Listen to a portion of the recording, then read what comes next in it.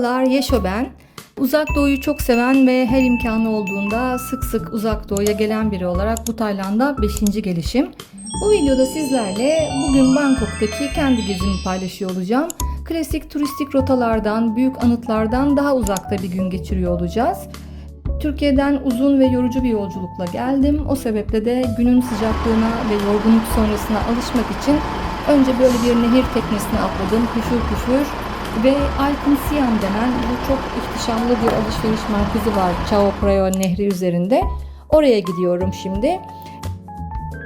Ben alışveriş merkezlerinden çok hoşlanan biri değilim aslında ama Uzak Doğu'da bu fikir değişiyor. Çünkü alışveriş merkezleri çok konforlu zaman geçirme imkanı sağlıyorlar. Çok büyükler, çok güzeller, çok serin ve temizler. Icon Siam'ın içine girdiğiniz zaman zaten dekorasyonu sizi alıp götürüyor. İlk katta birazdan göreceğiniz şekilde Souk Siam denen sanki sokak yemeklerini dışarıda yiyormuşsunuz şeklinde farklı bölgelere ayrılan yiyecekler ve yöresel yemekler şeklinde bir alan düzenlenmiş. Aynen dışarısını canlandırmaya çalışmışlar. Tropik meyvelere insanın gözü düşüyor tabii ister istemez ilk önce. Seviyor musunuz bilmiyorum. Ben çok seviyorum. Ortam gerçekten çok hareketli. Aman Allah'ım durian. Durianı bir seven pişman bir de sevmeyen. Kokusu gerçekten çok ağır. Otellere ve toplu taşımaya kabul edilmiyor. Ben ender de olsa yiyorum. Dondurması daha yenebilir durumda ama lezzeti çok güzel aslında. Kokusunun ötesinde lezzeti harika diyebilirim. Görüyorsunuz meyveyi. Soyulması da çok zor. Sert dikenli kabuğu var. İşte geldi bakalım bizim portakal. Bildiğimiz meyvemiz, C vitamini deposu. Portakalla farklı şeyleri de karıştırıyorlar. Göğe bırakılan o fenerleri de canlandırmışlar. Geldik noodle çorbalarına. Etlerin uzun süre baharatlarla kaynatılması, Hindistan cevizi hem içindeki suyu hem eti yenebiliyor. Kabuğunu yakıt olarak kullanıyorlar. Dekorasyon ya da kap kacak yapmak için kullanabiliyorlar. Hiçbir şeyi atılmıyor. Liflerinden tekstil ürünü yapılabiliyor.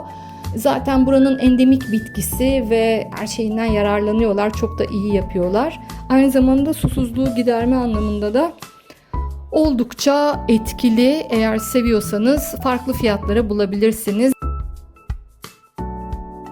Geldik deniz ürünlerine. Deniz ürünleri anlamında burası gerçekten bir cennet. Ülkemizde bulunmayacak çeşitte ve ulaşılabilir fiyatlarda çok taze deniz ürünlerine her yerde ulaşabiliyorsunuz. Yani balık tüketmek, deniz ürünü tüketmek Tayland'da bir lüks değil. Günlük yaşamın bir parçası. Hatta bazı sebzeler deniz ürünlerinden daha pahalı. Onu size çok net söyleyebilirim. Burası food court yani yemek yeme alanı. Sonsuz sayıdaki yiyecek standından yiyeceğinizi alıyorsunuz. Sonra ortak alanlarda oturuyorsunuz. Şimdi bu gördüğünüz nehir gibi olan yer ilk açıldığı zaman burası gerçekten kayıkların içinde yemek pişiriyorlardı. Aynı floating market dediğimiz bu yüzen pazarlarda olduğu gibi. Fakat bu gelişimde pandemiden sonra Tayland'a ilk defa geliyorum. Değiştirmişler, dekoratif yapmışlar. Durian'ı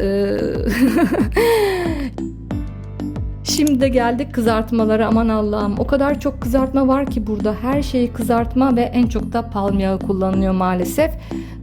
Izgara ve mangal da var ama deniz ürününden daha çok tavuk yiyorlar. Domuz yapıyorlar mangalda. Yol kenarlarında ince uzun minicik mangalları görürsünüz. İşte geldik Hindistan cevizi ve pandan meyvesiyle yapılan tatlılara. Oldukça hafif ve çok lezzetli. Tavsiye ederim eğer gelirseniz. Lime'lar, minik domatesler, meşhur acı biberler ve sonsuz Tayland sarımsakları. Tatları bizimkine göre farklı. Domatesler daha lezzetsiz, sarımsaklar daha az kokulu.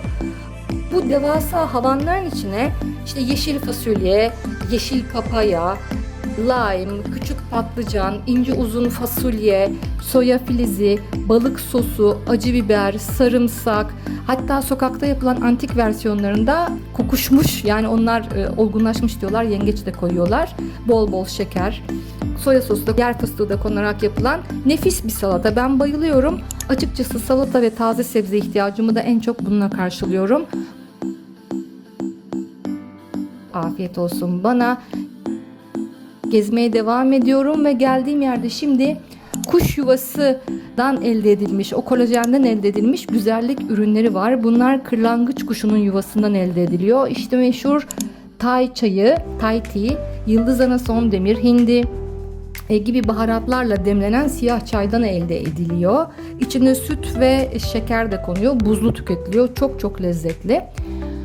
Kuzeydoğu bölgesine geldik. Burada neler var bakalım. Bol bol hediyelik eşya var. Mutfak daha farklı güney ile kuzey. Rahibeleri de alışveriş merkezinde görmek ilginç bir deneyim oldu. Onları da gezmeseler miydi? El işleri çok detaylı gördüğünüz gibi. Aman Allah'ım, bu kısımda gördüğünüz şey bir timsah. Evet, sık sık görüyorsunuz. Çok timsahı olan bir ülke ve timsah onların bir tüketim. Allah'ım, pati. Bu reyon gerçekten beni benden aldı. Sokakta görünce de çok fena oluyorum. Arkadaşı suda görmek canlı haliyle saldırırken mi bu şekilde bilemedim, kaçtım. Haydi güzel bölümlere gelelim. Denizler, sörfler, rengarenk plaj havası, biraz içimiz açılsın. Tayland'ın her bölgesinde sörf yapılamıyor ama yapılan bölgeleri var. Rengarenk uçurtmalar bizimle beraber şimdi. Ben de bu uçurtma tüneline gireceğim. Gerçekten insan kendisini kaybolmuş gibi hissediyor. Çok eğlenceli. Şurada bir hatıra fotoğrafı çektim. Ve şimdi tuvalet zamanı. Evet, burası gerçekten tuvalet. İnsan çıkmak istemiyor. O kadar özenli, o kadar güzel. Yani tuvalet demeye bin şahit ister. Tabii burası bir gösteriş merkezi. Yani sokakta bir toplu insanların, halkın kullanabileceği bir tuvalet hizmeti pek bulunamıyor Tayland'da ama burada hani lüksün dibi. Üst katlara şöyle bir bakalım diyorum ve çık bitmeyen sonsuz katlar, sonsuz dükkanlar. Ben bu alışveriş merkezini daha önce de birkaç kere bir günde gezip bitireceğim diye denedim ama asla bitmiyor. Yani zaten kafanız dönüyor. Hem çok büyük hem çok fazla mağaza var. İnsan yoruluyor, başı dönüyor, zaman ve mekan hissini tamamen kaybediyorsunuz gerçekten de. Artık görüyorsunuz şu hali.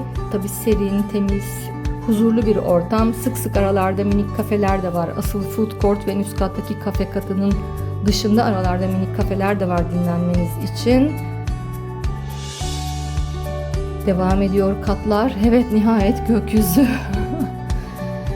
Ben de artık yavaş yavaş üst katlara doğru çıkayım diyorum. Bir bakayım neler var ilgimi çekebilecek. En son geldiğimden beri değişmiş, eklenmiş, ilgimi çekecek şeyler var mı acaba? Ev aksesuarları bölümüne geldim. El işi seramikler, porselenler zaten Uzak Doğu'nun olmazsa olmazı. Tayland'da da güzel işler var. Zaten Çin, Japonya bu konuda çok çok ileri. Şimdi ise tamamen aromalarla dolu bir kat. Burası daha yürüyen merdivenden çıkarken sizi alıp başka diyarlara götüren kokularla bezenmiş durumda. İnanın bütün kat tamamen koku, esans, aroma, infüzyon, hurdanlık, tütsü. Tamamen sizin aromaterapi ile kendinizi başka dünyalara götürüp şifalanabileceğiniz sonsuz opsiyon sunuyor. Fiyatları nasıl derseniz farklı bütçelerde var ama genelde hani zaten ambalajlardan da görüyorsunuz oldukça pahalı. Yani binlerce liralık olanlar var içlerinde. Ben şöyle birkaç tane kokladım. Bir noktadan sonra zaten burnunuz karışıyor. Ne kokladığınızı anlamaz hale geliyorsunuz. Ortam da zaten sürekli çok kokulu. Kim buraya girip neyi alacağına nasıl karar veriyor bilmiyorum. Alışveriş yapmadığım için de böyle bir sıkıntı yaşamadım ama bir tane bir şey alacağım deseydim acaba hangisini nasıl seçerdim? İnanın hiçbir fikrim yok.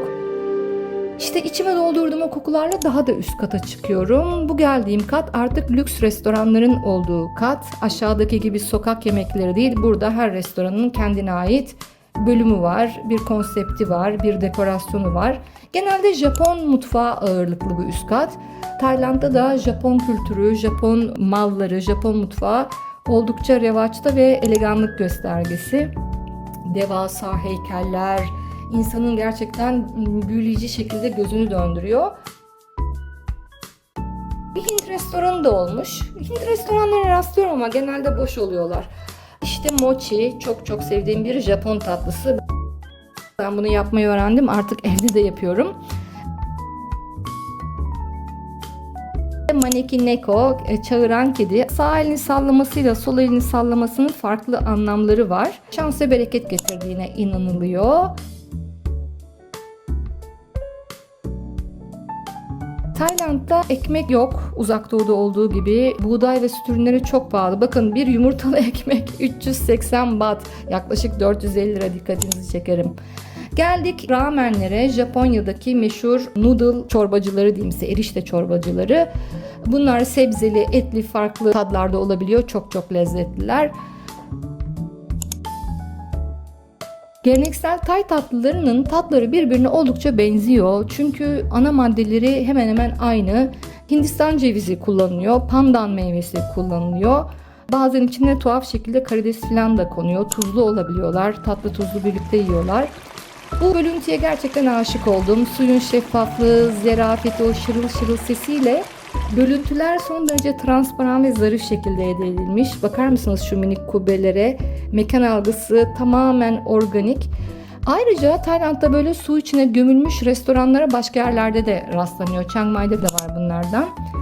Size böyle daha privacy sağlayan alanlar var. Bu su tasarımı gerçekten beni benden aldı.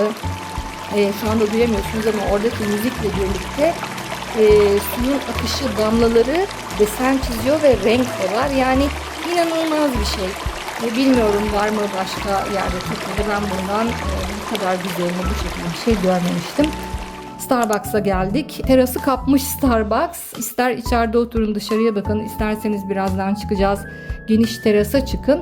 Kahvenizi alın ve inanılmaz bir Chao Phraya Nehri, şehir atmosferini, manzarasıyla kahvenizi içebilirsiniz. Burası rezerve bölümü. Bunu Japonya'da da görmüştüm. Burada farklı kahveler ve özel demleme yöntemleri var. Bazen buraya rezervasyon falan da yapmak gerekiyordu Japonya'da. Burayı bilmiyorum. Zaten yer yoktu. Kuyruk çok uzundu. Buradan hiç kahve içmedim açıkçası. Biraz terasta oturup dinlendim. Sonra karşı tarafa geçmeye karar verdim. Karşı tarafta da bazıları büyük otel, bazıları büyük AVM, bu gördüğünüz çok katlı binalar.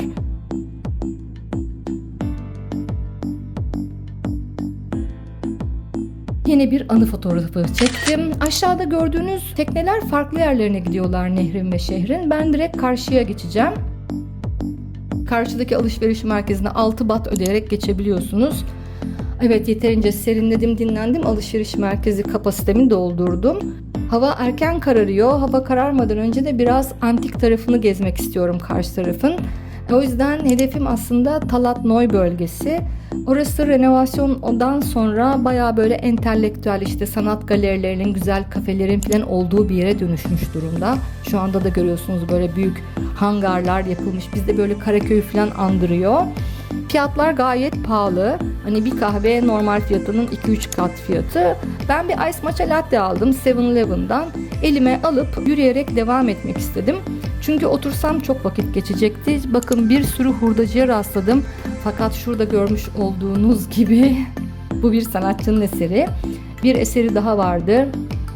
Yani hurdalardan ancak bu kadar güzel şeyler yapılabilir. Harika değil mi? Hava kararmaya başladı. Yavaş yavaş herkes artık yiyeceğinin peşine düştü. Taylandlılar da sokak yemeğini çok yiyorlar. Kendi yaşamlarının bir parçası. Burada mutfaklar evlerde çok küçük. Bazı evlerin mutfağı yok. Evlerde genelde çamaşır makinesi bulunmuyor. Sokak yemeği onlar için oldukça konforlu bir şey. Yemeklerini alıp ya evlerine götürüp yiyorlar veyahut da sokakta yiyebiliyorlar. O yüzden minik sokak satıcılarının önünde kuyruklar göreceksiniz. İşte tuktuklar, Uzak Doğu'nun olmazsa olmazı. Bunları dolmuş taksi gibi düşünebilirsiniz. Tuktuklar çok ucuz değildir. Yani toplu taşımayla taksi arasında bir fiyatı oluyor. Çok eğlenceli, mutlaka binilmesi lazım. Çin Mahallesi'ndeyim.